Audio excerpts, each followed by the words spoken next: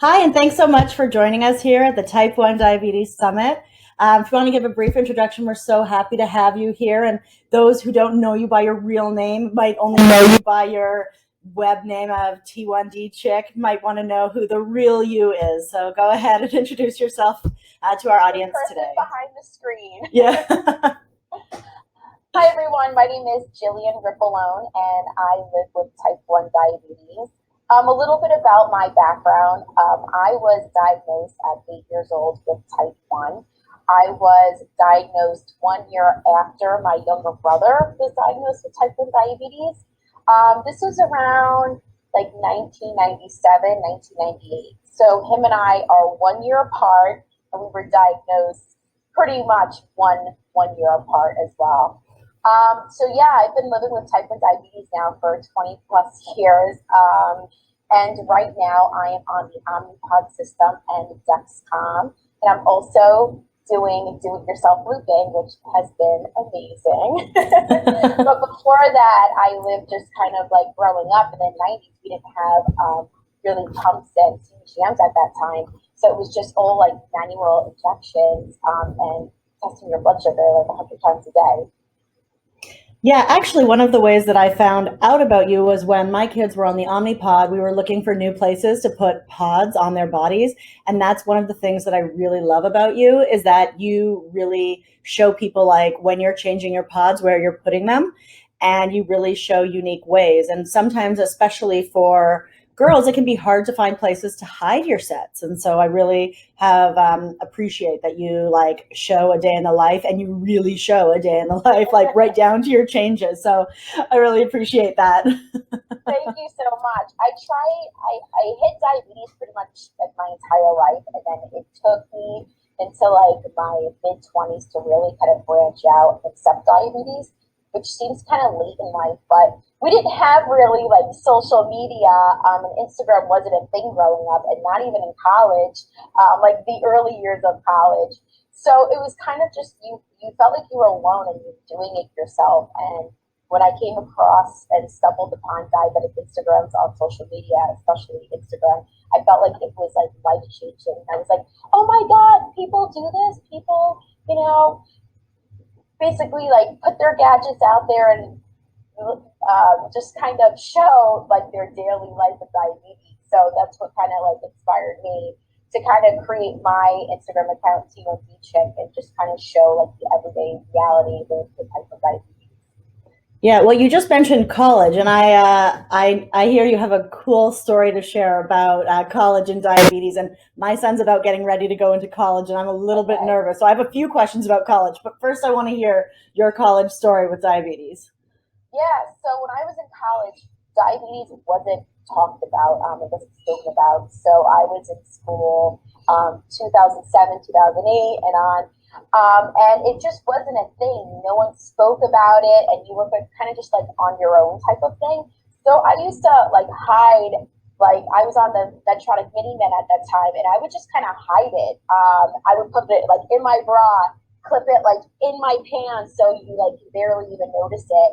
But this crazy story with like just diabetes is when one day my parents were going through a divorce. My dad was getting a second divorce, and we were in between insurances at that time.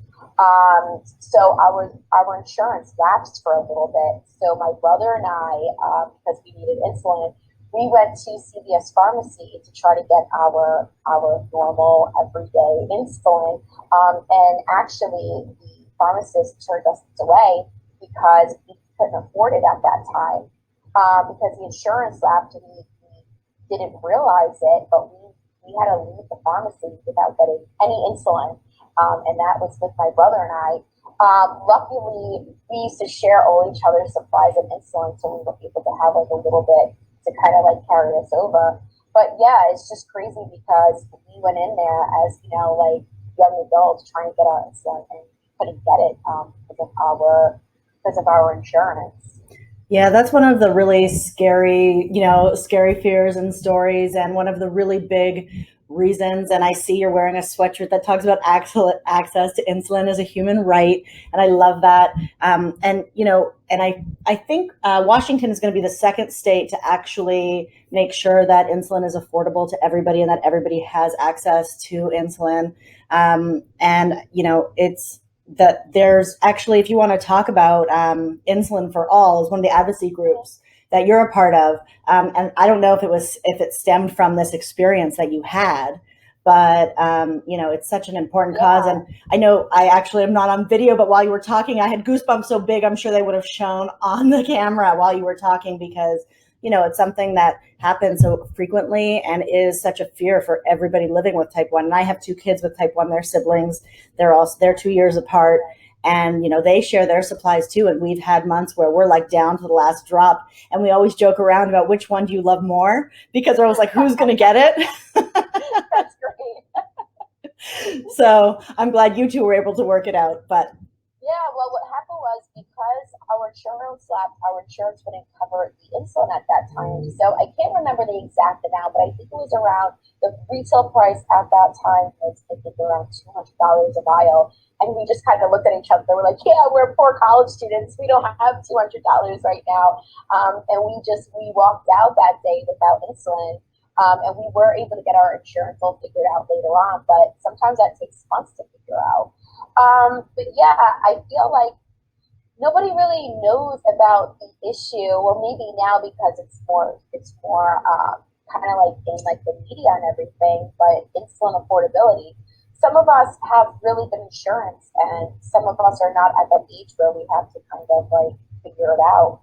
Because if you're under 26, you're still on your parents' insurance. But for many Americans and people all over the world that don't have like health care, it's basically most people have insurance, but a lot of us are underinsured, meaning that we have high copays and high deductibles. So insulin, for me, if I'm paying, let's say, $25 a month for my prescription, the next person, even with insurance, they could be paying up to $500 a month for their insulin. So when I realized that this was kind of like a problem where I saw people that were rationing their insulin and dying because of it, I really just didn't know until I was more in a mainstream media and just kind of seeing this come to light even more. Because if I think about it, at one point in my life, I know I was rationing insulin too, because if my brother and I were sharing insulin, that's technically rationing insulin, right? Because if I don't have any, he could use mine and vice versa. But yeah, T1 International kind of just like opened my eyes to like this issue, and I wanted to use my voice on my social media platform to raise awareness, because if there's just a few of us that have the platform and have the following, it's something that we should bring to light.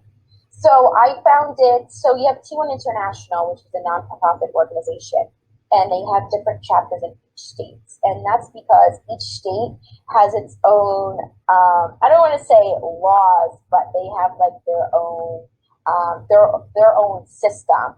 So in Michigan, maybe we don't have, let's say Kevin's law, right, which is emergency access to insulin.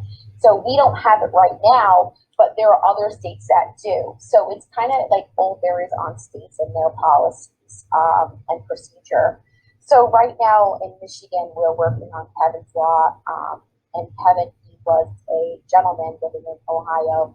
He died because he couldn't get emergency access to insulin. So right now in Michigan, we're trying to get that bill passed. So we're pending right now a House bill number, which is like really big because it will be passing in Michigan, like probably in the next few months. But there are other states that currently have it, like I know Oregon has it, Colorado. So it's this big issue that not many people realize that it is an issue unless you live with type 1 diabetes or even type 2 diabetes if you're insulin dependent. Yeah, definitely. Well, and you took a unique journey as well. And I happen to come from Canada myself originally, and I know you went on this special journey, and it's something worth sharing. So you want to tell us a little bit about that journey? Yeah, so I've been on 3 caravan to Canada excursions, I call them. I'm one of the lucky people because I live on the border of Canada. So I live in Michigan, and it's about maybe 30 minutes door to door into a Canadian pharmacy. Meaning that with my enhanced license and a passport for those who don't have an enhanced license, you can hop right over the border either to Mexico or Canada, and you can get affordable insulin. You get insulin, I think as low as $25 a vial with no prescription needed and no paperwork from any doctor. You just walk in and could get insulin. But here, you can't do that. You have to have a prescription and most likely insurance if you have to pay full retail price. But my latest trip to Canada was with Senator Bernie Sanders, and that was amazing because it doesn't matter what political party that you identify with, but you have a public figure with just the popularity bringing this issue to light in the media, and this was huge because it got national attention, and that's what we wanted.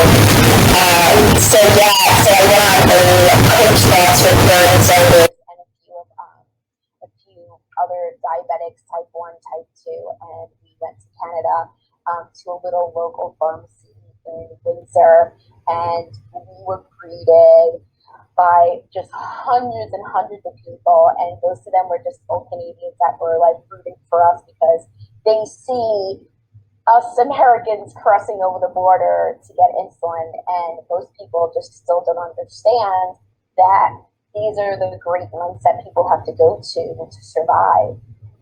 Yeah, it is. It's definitely crazy, and thank you for being one of the louder voices, because it sometimes people think like my voice isn't loud enough, but thanks to people like you who are brave and courageous to speak on behalf of some of the quieter voices. So thank you so much for doing that.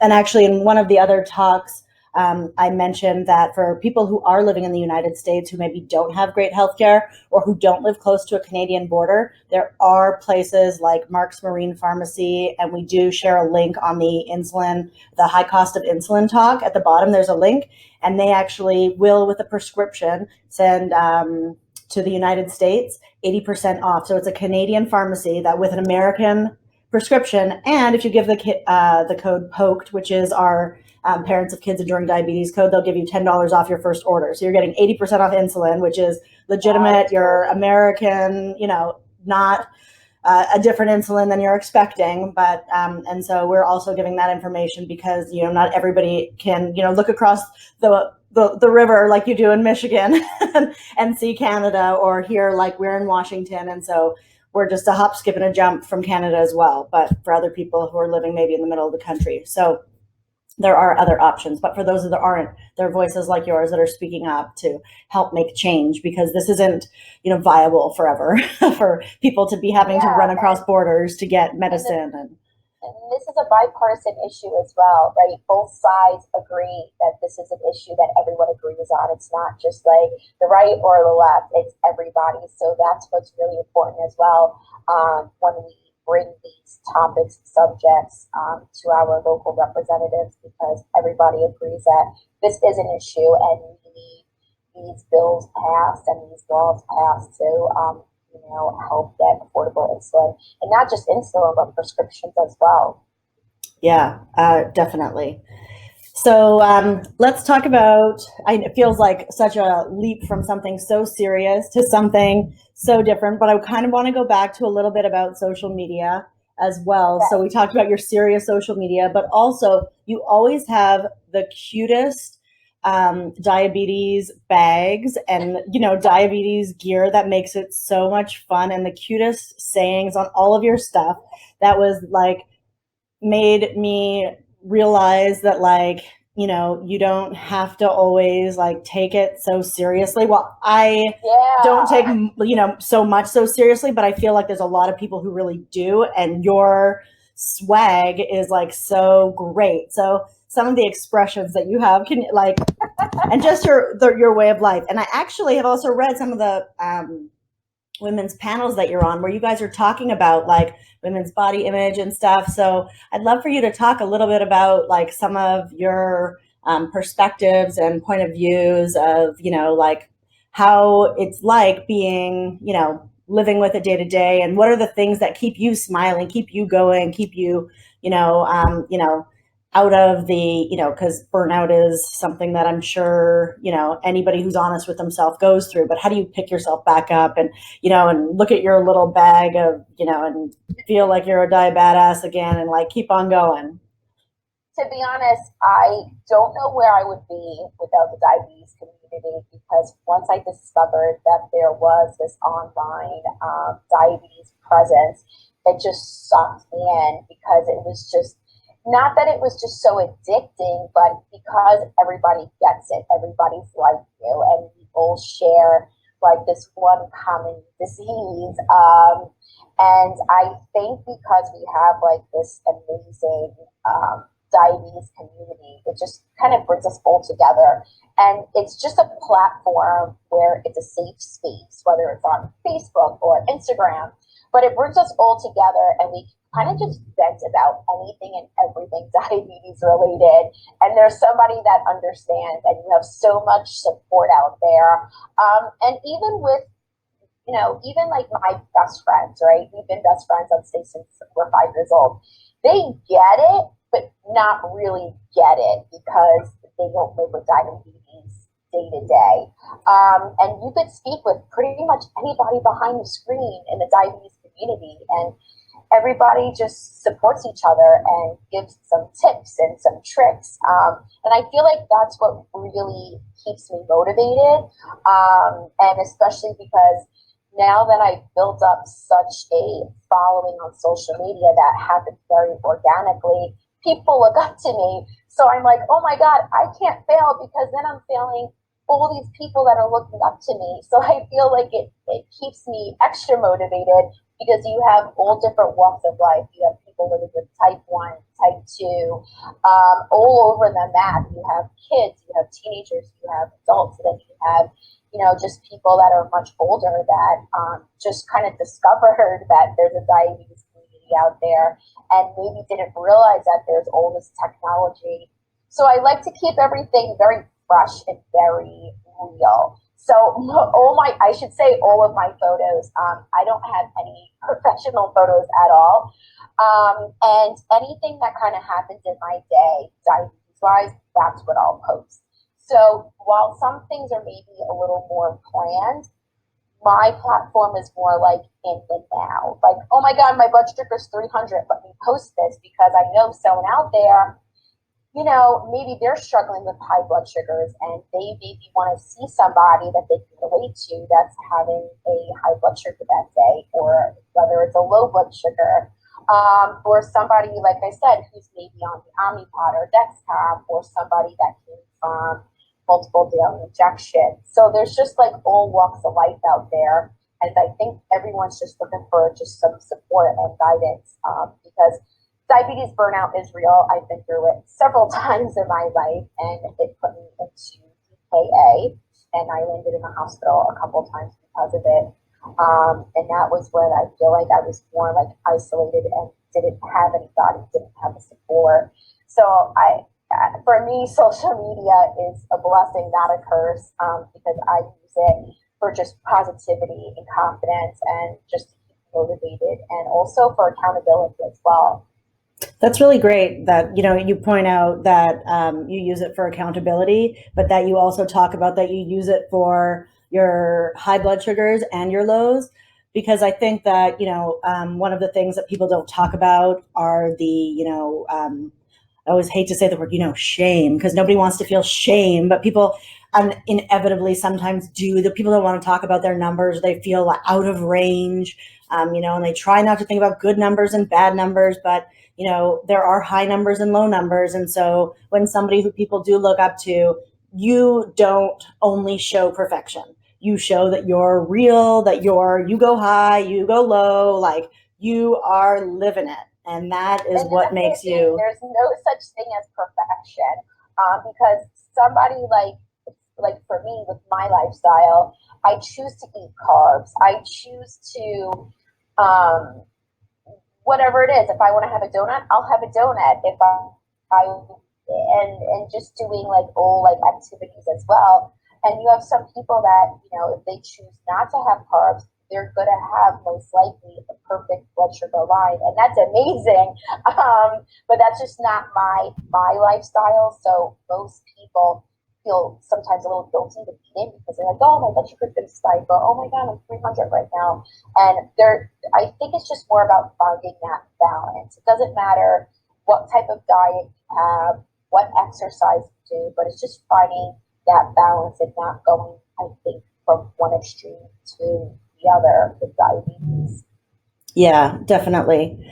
So are there any, you mentioned that you had gone into DKA, and I know that like it's obviously something everybody tries to avoid, and some people have gone through it. And, the statistics say actually, because we don't have a lot of information, and people don't have awareness of type 1, 30% of people who are diagnosed with type 1 are already in DKA, which is, it's scary. Obviously, you've been through DKA multiple times. So after going through DKA, like what are some of the things that helped you other than social media, maybe to like lift yourself up? Or because maybe there's some people who went through DKA and who feel a little bit defeated. Are there any things that helped you that other people said to you or that you could share with other people? Yeah, I feel like there's so many resources out there. And one amazing organization that has put so many resources out there for people is Beyond Type 1. And they actually have different charts, like symptoms of type 1 diabetes and DKA, which is like really great for people, that don't really understand it too well. It's sort of like this like cheat sheet. But for me, my DKA, I've probably been in DPA at least 3 times in my life, and I'm now 31 years old. But I have such a grip on it now, and I know the symptoms and know what to look for.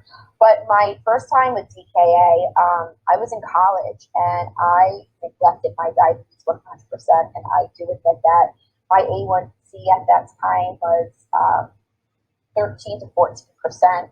And I was just not testing my blood sugar, and I was in denial. And like I said, I didn't really have any support because I was just kind of like alone. Right. But yeah, but because of my blood sugars was so high, and because my body was not getting enough insulin because I wasn't bolusing enough, that put me into DKA. And I just remember laying there in a hospital bed, like feeling like death. If you ever think of like a fish out of water, right? And what happens when the fish is out of water for a very, very long time? It dries up and it dies. And that's how I feel like DKA kind of felt for me. And I feel like after it happened, it was like almost like this like that went off, and I was like, oh my god, I can't do this to myself. I need to rise above it. I need to get a grip on my health. And I think the first step is kind of just speaking with like just your endocrinologist, and it's about finding the right endocrinologist, because so many people go to their doctors and they're just not a right fit. And it's okay if they're not a right fit, but you need to find a doctor that supports you and listens to you, so you get the proper help that you need. But once you kind of come up with like this diabetes plan with your endo, I feel like from there you can really like soar with diabetes. And then just finding some support groups if you can, whether it's on social media or if it's maybe in person. I know JDRF has some youth leadership committees, or groups, if you will. I know on Facebook there's tons of type 1 diabetic meetup groups, depending the location that you're in. And there's also different, like there's the walks and there's summits and there's bike rides, and you can always find a community that fits your needs and what you're looking for. And yeah, it's just so tough sometimes starting, but you have to start somewhere. And I think starting with your doctor and coming up with a new plan that you could maybe stick with and maybe check in is great, but also keep the accountability for yourself is definitely a big part of hopefully staying out of DKA. Yeah, it's great to hear that you have a good plan with your doctor, your endocrinologist.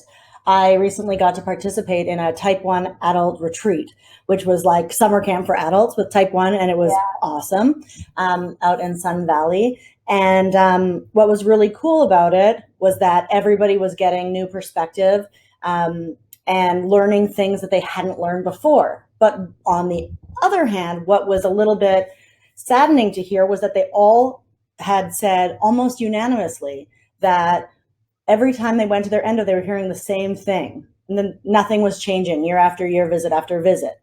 And that was disheartening for me to hear because, I already hear that from my kids. Like, why do I need to go? It can be the same thing.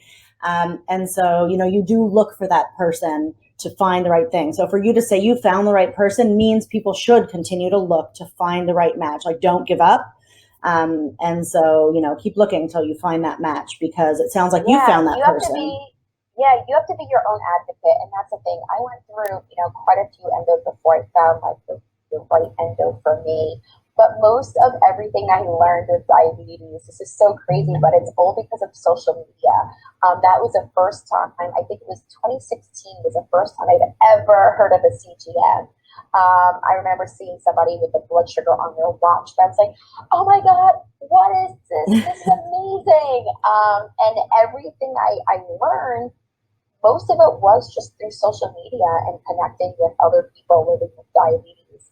But you have to be your own advocate, because no one's going to advocate for you. You have to want to do it and want to learn and want to better your life with diabetes. Yeah. So for the people that are listening that aren't already on a support group online on Facebook, Diabetes and Me does have a support group as well as a page. So you may know about the page, but just to let you know, if you want to talk with other type 1s, Diabetes and Me does have a support group as well. There are other great forums.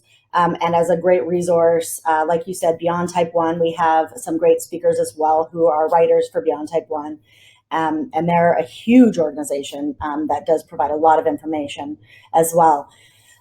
So, is there anything else that you wanted to cover, or any, thing that you wanted to talk about, or tips for people who maybe have kids going off to college? Because I do, and I'm kind of anxious about that. Well, this is really cool. But this network came about, of course, after I was out of college. But there's the College Diabetes Network, and it's different colleges and universities all over the country, and I think the world, and that has like their own like little diabetes group network, and it's really great because so many diabetics that go off to college, like me, didn't really have anybody, and now with this the College Diabetes Network programs, you can connect with diabetics on your campus, which is incredible. Oh, it's a relief for me to know, like, if you're running low on a little insulin, you could do a little tradesies. Like, I'll borrow from you if you need, and replace it. If not that you're supposed to share medicine, we'll scrap that from our memories, but but in an emergent situation. I really think, if you feel alone out there, just know that there's like thousands and millions of us out there living with type 1 diabetes, and you can find just anybody on social media to probably connect with. There's so many different organizations out there to be a part of, so definitely get involved in your community, because that's definitely, like, I think my one big tip is just to find your group and your people.